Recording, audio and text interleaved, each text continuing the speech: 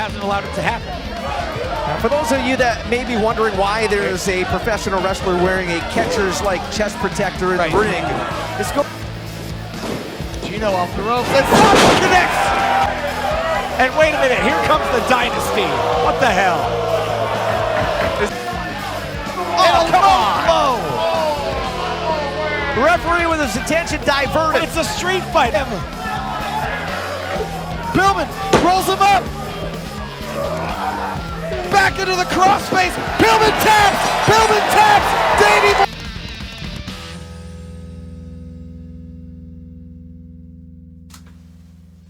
Welcome to MLW Tonight, episode 3, covering ML Fusion number 93, the finals of the Opera Cup, the prestigious, yes, I said prestigious, tournament that MLW has brought back from decades ago.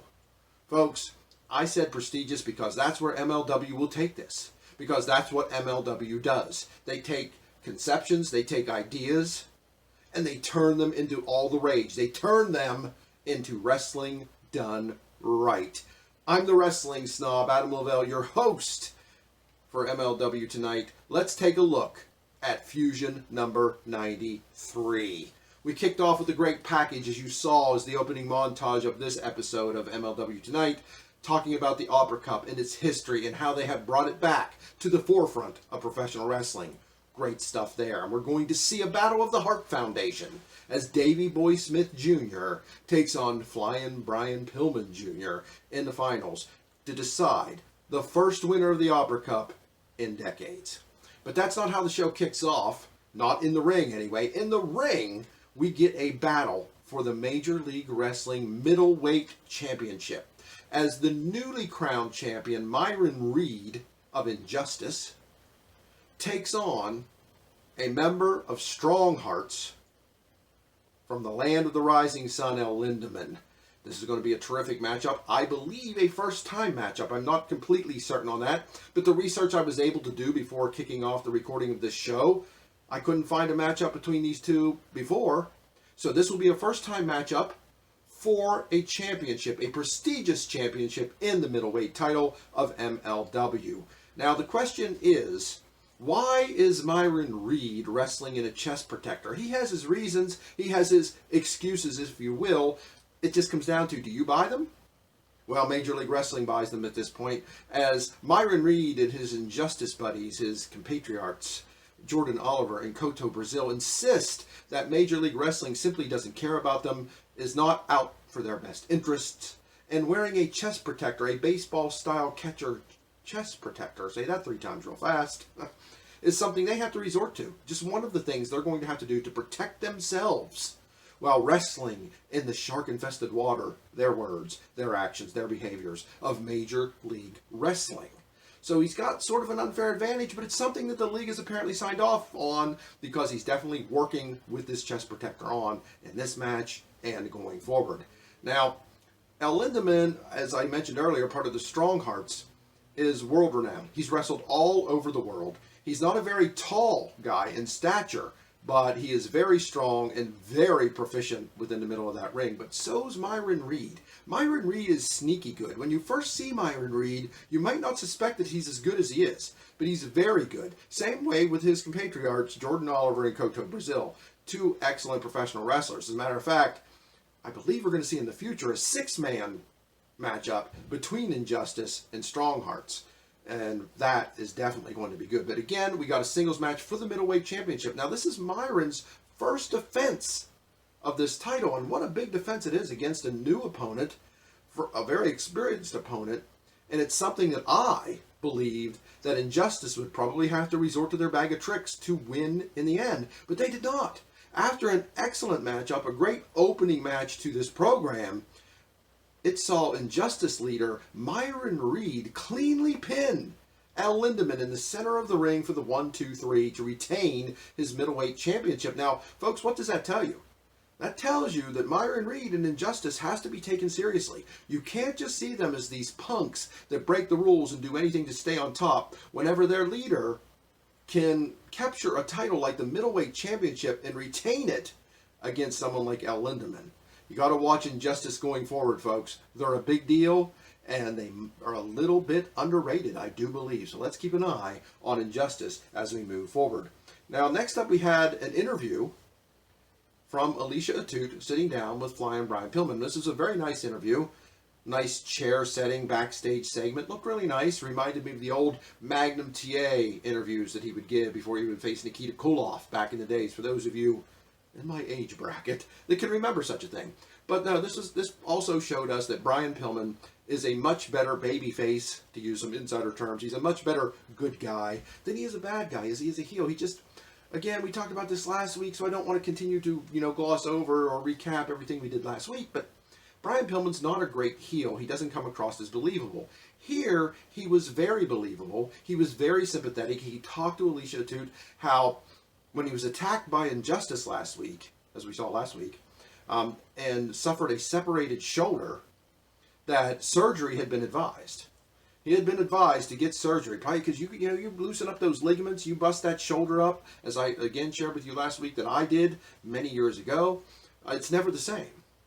Brian Pillman pushed off the surgery, said he's not going to do that. He is not going to allow Injustice to take him out of the Opera Cup. He's going to go forward. He's going to get over it. He's going to, take some pain medication and face his partner, his friend of the Hart Foundation, Davey Boy Smith. Now, what I found very interesting, Brian Pillman then said, Davey Boy Smith, there are no hearts in this ring tonight. There's no Hart Foundation. There are no hearts. Now, the Harts trained Brian Pillman's dad, Flying Brian Pillman. So that's his tie. That's Junior's tie to the Hart Dungeon, to the Hart Foundation. But he's pushing that off tonight. It doesn't matter. It's my legacy, the Pillman legacy, against the Smith legacy. And that's what this match is about tonight. We're putting the Hart Foundation to the side. Very interesting words from Flying Brian Pillman. Very motivational. Very inspirational.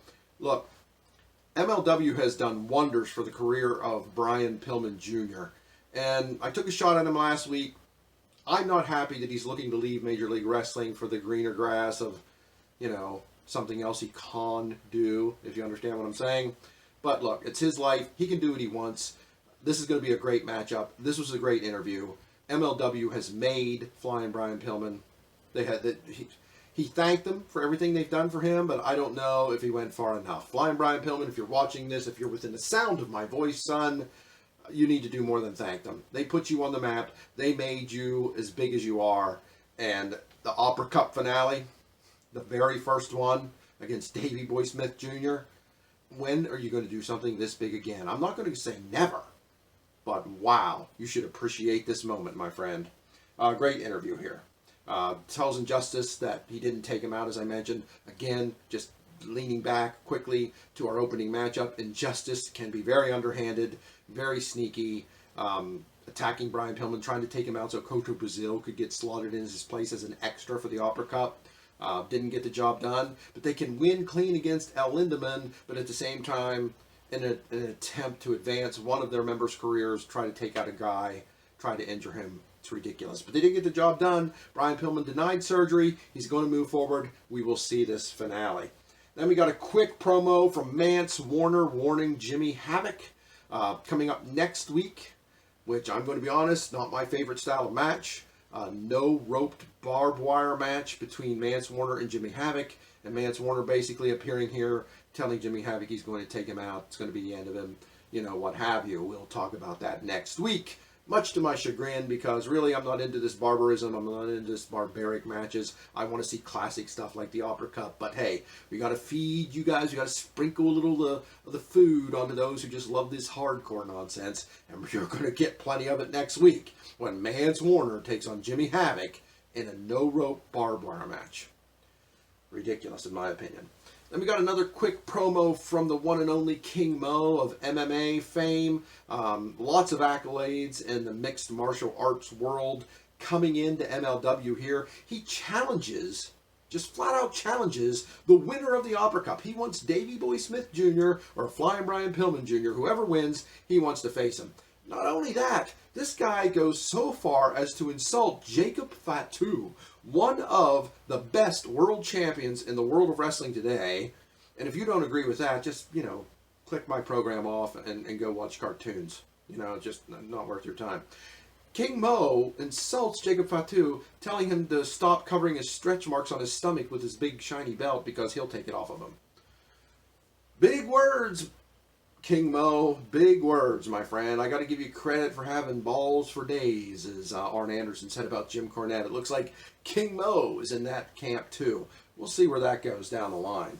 Then we got a recap where Gino Medina, the hottest property coming out of Mexico, joining the Dynasty last week. We got to see that again, how everyone expected, or it looked like he was going to shake hands with a mentor in Conan and bring him in as his manager, but instead turned on him and beat him up, leaving him lay in the middle of the ring. After him and his new Dynasty brothers, you know, Richard Holiday, Alexander Hammerstone, and at the time, MJF just joined in and beat Conan down. So, challenging Gino Medina this week was Savio Vega. Yes, folks, that Savio Vega. He's still around. He's still tough as nails, and he's stepping up here to say, Gino Medina, you came in here, you beat my friend Conan down. Not going to deal with it, not going to accept it. But before that match, we got to see a nice little segment that I always enjoy. It is Lifestyles of the Rich and Dynastic, where the Dynasty brothers, as I mentioned earlier, we got Alexander Hammerstone, we got Richard Holiday, at the time, MJF, who now is seeing what he can do in another company, and Gino Medina, and they're celebrating. They're celebrating Gino's arrival with champagne as they're insulting Conan, telling the world how he was once the Hulk Hogan of Mexico, which really insulted Alexander Hammerstone because he pointed out, you know, that he was short and stubby. He never even had a tan at all, let alone a Hulk Hogan tan. You can't call him the Hulk Hogan of anything. These are the kind of insight and the kind of wonderful information you're going to get from Lifestyles of the Rich and Dynastic. And we cut away, prepared for the match between the new Dynasty member, Gino Medina, taking on Savio Vega. Now, this was a street fight. Okay? Street fight, again, feeding those of you who like the hardcore stuff. But this was pretty good for what it was. I enjoyed this matchup. It was pretty brutal without being too over the top. You know, we had a stop sign in there, of course. You always got to have a stop sign in your hardcore matches. Worked out well. These two really fought each other. It came across as passionate. It came across as believable. You really thought and believed wholly that Savio Vega was there for the honor of Conan, and you believe that Gino Medina has teamed with his new friends to further his career. He came out with his sunglasses and his poofy hair all slicked back, along with all the other guys, looking like the spoiled fraternity brothers that everybody hated in college. Well, for those of us that actually attended a higher education facility, that's what these gentlemen remind you of. But this was a very good, solid matchup, back and forth, tight contest, until the Dynasty made their way out, causing a distraction on Savio Vega, where Gino Medina could low blow him and roll him up for the 1-2-3, giving the new Dynasty member a major victory over a very grizzled and tough veteran in Savio Vega. So the Dynasty walks off victorious and happy. Next, we have a little segment from MLW offices telling us, just, you know, the announcers told us this. We didn't cut to a president like Jack Tunney or anything ridiculous like that. But it was announced through the commentators that Tom Lawler, for his attack on the Von Erich brothers, Ross and Marshall, last week, with a pair of nunchucks, was going to be fined severely and very possibly suspended. The league hadn't made a decision, but they were coming down on Tom Lawler for his ridiculous attack on the Von Erichs after they defeated the Filthy Squad, who, sadly, folks, seems to have disappeared from the league at this point. Now, I say sadly because I opined last week that it would be much better, in my personal opinion, for the Spirit Squad to gladly embrace the mantle of the Filthy Squad and become something new, something different, something better, something more serious, tough, and badass. But it seems like they've gone. Maybe the Von Erichs just humiliated them to the point that they couldn't take it anymore, and they're gone. There's no more Spirit Squad. That doesn't bother me, but the Filthy Squad had potential. Now, what about the Filthy leader, Filthy Tom Lawler? What's going to happen to him? Is he gone for a couple days, a couple weeks, a couple months? And how light in the wallet is he going to be for the attack with the nunchucks on the Von Erich brothers? You don't want to mess around with Major League Wrestling. They prefer that you follow the rules. because it's the major league. This isn't the indies. This isn't mud show wrestling, folks. Take your job seriously, Tom Lawler and everybody else in Major League Wrestling. Next, we got a nice promo from Davey Boy Smith, and he's talking about the time-honored traditions that even though it had gone away for decades in the Opera Cup, he was proud to bring it back, and he was determined to win this match against his friend and tag team partner, Flying Brian Pillman Jr., and that is the matchup we got next. But before that matchup would come, it was announced, and again, just hearkening back to what I said a moment ago, MLW likes to enforce the rules. They don't want to see a bunch of nonsense in the league.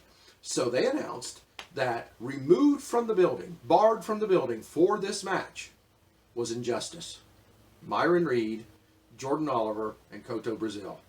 Yes, even being the MLW middleweight champion isn't enough to keep you in the building if you're going to threaten somebody who is participating in a match as prestigious as the Opera Cup. So that tells me instantly there's going to be no shenanigans in this finale, and I love that. If there's something that I personally cannot stand is watching a wonderful matchup and somebody messing it up with some kind of ridiculous comedy, some kind of ridiculous interference, some kind of over-the-top nonsense and gaga. We're not going to get that here. Injustice, barred from the building. We're going to see one-on-one, straight-up, serious finale between the Hart Foundation members, Flying Brian Pillman Jr. and Davey Boy Smith, and what a match it was, folks. This match went on, I believe it was for around 20 to 22 minutes. It went on uninterrupted. It went on without any gaga, like I said just a second ago.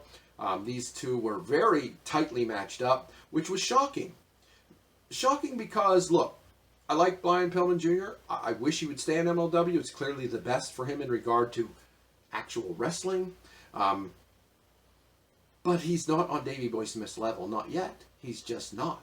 Davey Boy Smith Jr. is leaps and bounds ahead of where Flying Brian Pillman Jr. is currently. So for Brian Pillman to come out there injured, denying surgery on his separated shoulder, and go toe-to-toe with the larger, stronger, more experienced Davey Boy Smith Jr. and make this match go 20-plus minutes, very, very impressive.